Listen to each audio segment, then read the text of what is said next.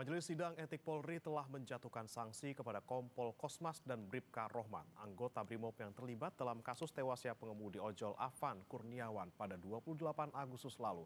Kompol Kosmas dipecat dari Polri, sementara Bribka Rohman disanksi demosi atau penurunan jabatan selama 7 tahun.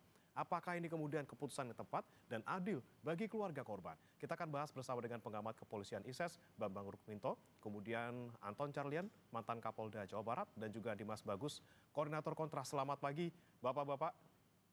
Pagi, Selamat terima pagi. kasih, Baik, Pak Anton, Mas. Selamat pagi, Mas Bre. baik, selamat pagi.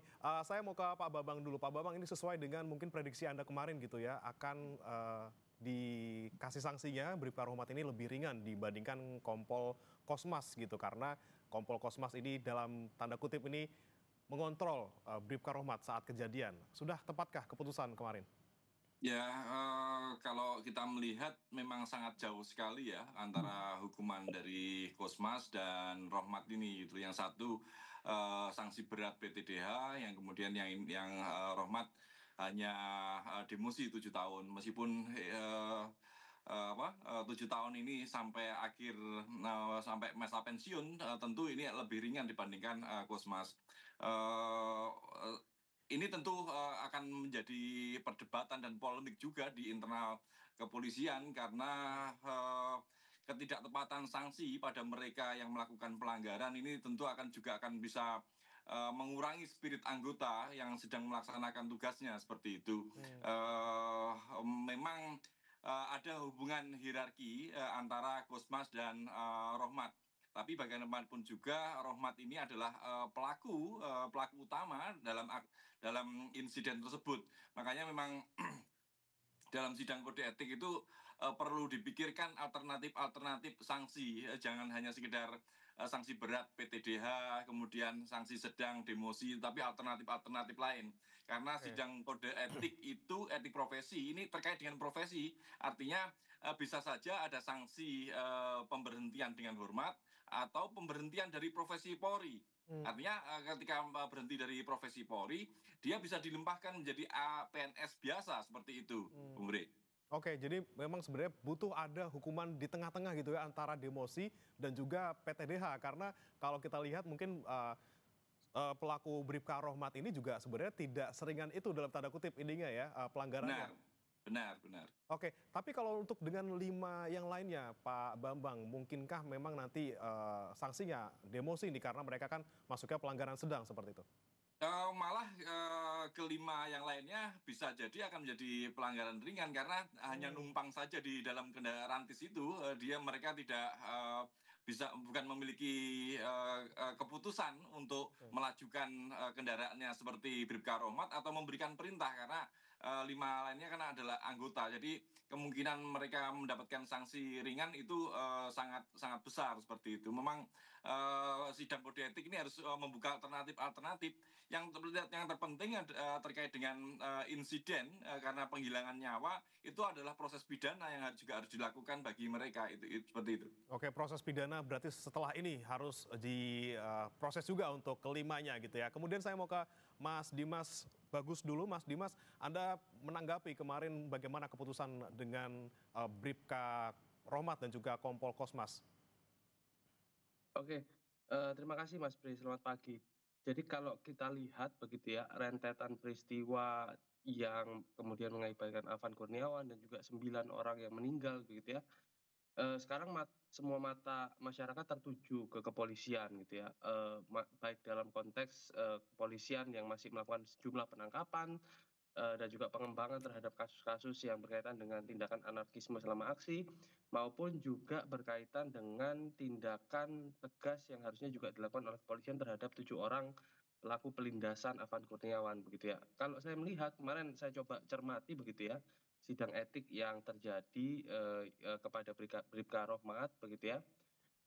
Memang kalau kita melihat gitu ya, kami sangat kecewa dengan hukuman yang kemudian dijatuhkan oleh Komite Sidang Etiknya Kepolisian gitu. Artinya dengan hanya hukuman demosi 7 tahun begitu ya. Sementara kalau kita lihat kan dalam konteks penabrakan Afan Kurniawan sehingga mengakibatkan meninggal dunia atau menghilangkan nyawa, harusnya ada pertanggungjawaban kolektif sebagai sebuah apa namanya itu pasukan yang memang mengendarai kendaraan rantis barakuda begitu ya, yang kemudian menabrak Afan Kurniawan. Meskipun toh ada hierarki keputusan, tapi kami melihat harusnya ada pertanggungjawaban kolektif.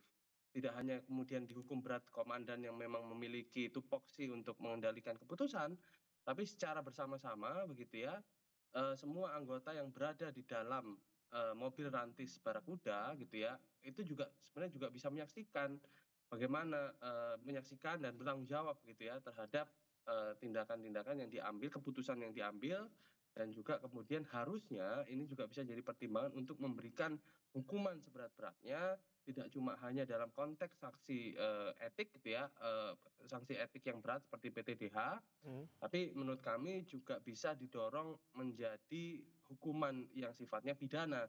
Karena kalau kita lihat begitu ya konstruksi dalam video, lalu sejumlah pernyataan-pernyataan yang dikeluarkan oleh sejumlah pakar, pengamat begitu ya, ini juga bisa masuk menjadi delik pidana karena ada unsur kesengajaan dalam kemudian melakukan pengambilan keputusan untuk menabrak dan melindas Afan Kurniawan. Seperti Oke. itu, Mas Bri.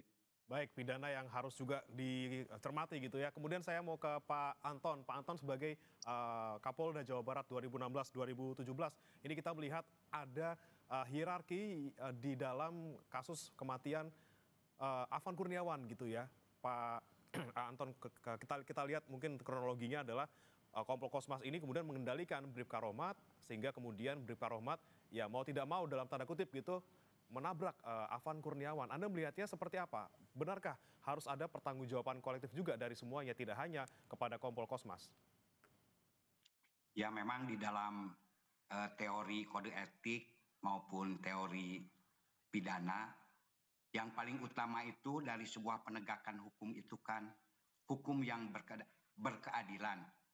Kalau dari teori John Rawls mungkin ya harus dilihat keuntungan dan kerugiannya, ya distribusi keuntungan dan kerugiannya. Di dalam hal ini, apakah yang kompol Kosmas itu sendiri harus dihukum seberat-beratnya atau tidak? Saya kemarin itu menyebarkan ya sedikit ya tanggapan-tanggapan hampir dari 200 secara tersebar. Ya memang jawabannya pro dan kontra. Yang pro memang Polri sudah bertindak tegas, responsif bahwa hukuman itu sesuai, bahkan kalau perlu diperberat, dan bahkan juga kalau perlu yang ditindak itu karena di dalam sistem komando itu bukan hanya satu tingkat tapi harus 2 tingkat, bahkan ada yang mengatakan kalau perlu sampai tingkat tertinggi, itu yang pro. Tetapi ada juga yang kontra. Yang kontra itu tolong Pak katanya. Satu, agar jangan di PTDH. Karena menyangkut jasa-jasa yang bersangkutan. Yang bersangkutan itu sudah 4 kali operasi, tidak pernah hukum pidana, kena hukum pidana, dan lain-lain. Jadi tolong aspek-aspek yang meringankannya juga agar dipertimbangkan. Itu yang kontra. Bahkan ada edaran semacam yang pro dan kontra itu terhadap yang dipecat. Kemudian yang keduanya juga ya kalau kita lihat bagaimana dengan yang lainnya. Sementara di dalam hukum itu kan barang siapa. Kalau kita di dalam hukum pidana berkendaraan itu biasanya yang dihukum itu hanya driver saja. Tetapi karena ini dalam kondisi ya sedang melaksanakan tugas PHH, maka ada komandan yang harus bertanggung jawab. Namun bagi yang menumpang ini pun juga dipertanyakan. Kalau sebuah kendaraan misalkan bis menabrak, yang menumpang itu tidak tahu apa-apa, apakah harus dikenakan tindakan juga? Nah ini pun juga yang kontra. Kemudian juga kondisi ini adalah bukan kondisi yang disengaja. Ya apapun juga masyarakat harus paham, ini jangan hanya bahwa hukum ini bukan untuk seberat-beratnya, tetapi untuk mencari keadilan. Oke, Ini adalah setengah operma, oke, karena tidak ada satupun juga ya petugas yang menginginkan dalam kondisi demikian itu masyarakat menjadi korban. oke. Justru salah satu kesuksesan petugas saat itu adalah keselamatan untuk melindungi Ya. masyarakat. Oke, Nah, tujuannya ini adalah untuk mencari keadilan seadil-adilnya gitu ya. Tapi saya ya mau ke betul. Pak Bambang lagi, Jadi punten Pak Anton. Ada kemungkinan nanti baik Kompol Kosmas maupun juga Bribka Rohmat ini mengajukan banding gitu ya. Dan juga ada kemungkinan kemudian untuk Kompol Kosmas ini PTDH-nya dianulir seperti itu. Nah, Anda melihatnya kemungkinan ke depannya seperti apa? Mungkin menimbang juga bagaimana kemudian sorotan masyarakat ke kasus ini. Ya, kalau kita melihat sidang kode etik selama ini yang terjadi di peristiwa-peristiwa yang lain, memang semua personil yang melakukan pelanggaran pidana dan sudah divonis itu memiliki peluang banding dan kemudian peninjauan kembali. Ada dua tahapan yang masih memberikan peluang, dan kalau di peristiwa-peristiwa sebelumnya juga banyak kasus ketika banding atau peninjauan kembali, mereka yang di PTDH itu kemudian sanksinya diturunkan menjadi demosi, seperti kasus Brigjen Hendra Kurniawan yang semula PTDH kemudian menjadi demosi 8 tahun seperti itu. Kalau melihat seperti itu memang bagi personil ini tidak adil kalau kemudian mereka yang melakukan pelanggaran seperti Kompol Kosmas ini, yang saya melihat seperti yang disampaikan Pak Anton tadi, tidak memiliki mens rea, niat jahat untuk melakukan penabrakan seperti itu. Makanya tentu nanti di banding maupun peninjauan kembali, hal-hal seperti itu akan dipertimbangkan, dan kalaupun kemudian didemosi itu pun juga tidak menunjukkan rasa keadilan bagi masyarakat, karena bagaimanapun juga sudah ada nyawa yang hilang, dan secara etika profesi tindakan yang dilakukan itu pun juga mengurangi bahkan menghilangkan moral Ya. etika profesi. Makanya opsi-opsi sanksi itu dikeluarkan, seperti yang tadi saya sampaikan. Ada opsi pemberhentian dengan hormat bagi mereka yang sudah memiliki prestasi, terus kemudian masa kerjanya sudah cukup lama, atau kemudian bagi yang baru karena tidak ada keinginan, tidak ada mens rea untuk melakukan tindak jahat, ada opsi untuk Jadi PNS Polri di sana ya? mengeluarkan dari profesi kepolisian ya, Nah. tadi menjadi ASN biasa Ya, seperti itu. oke. Ada opsi-opsi lain yang seharusnya nanti bisa dikeluarkan gitu ya untuk alternatif sanksi yang lebih memenuhi rasa keadilan. Tapi saya mau tanyakan lagi ke Mas Dimas. Mas Dimas, dengan keputusan kemarin dari Kompol Kosmas, kemudian Bribka Rohmat, dengan adanya kemungkinan gitu ya keduanya mengajukan banding dan juga kemungkinan juga bisa meringankan hukuman keduanya. Apakah ini kemudian bisa menjadi tanda-tanda bahwa akan ada keadilan juga nih untuk 9 korban lainnya, tidak hanya Afan Kurniawan? Iya, Mas, sebenarnya kata kuncinya ada 2. Pertama, keadilan, kepada masyarakat gitu kan. Karena masyarakat kan mendambakan gitu ya, bagaimana, keadilan itu bisa juga kemudian didorong gitu ya kepada semua pelaku-pelaku tindakan kekerasan, yang dilakukan oleh kepolisian kepada masyarakat yang dalam sepekan terakhir itu melakukan aksi protes, secara masif gitu ya di semua daerah di Indonesia. Yang kedua, juga sebenarnya dorongan untuk melihat bagaimana keseriusan dari kepolisian untuk melakukan pembenahan institusi gitu ya. Karena kalau kita lihat kan sebenarnya masalah-masalah di kepolisian ini kan sangat kompleks sekali gitu ya. Mulai dari masalah yang berkaitan dengan etika profesi yang tadi disampaikan Mas apa namanya itu eh, yang disampaikan sebelumnya gitu kan. Lalu ada masalah berkaitan dengan tindakan-tindakan atau fungsi-fungsi dari kepolisian sendiri yang Ya. berkaitan langsung dengan masyarakat, misalnya fungsi pelayanan.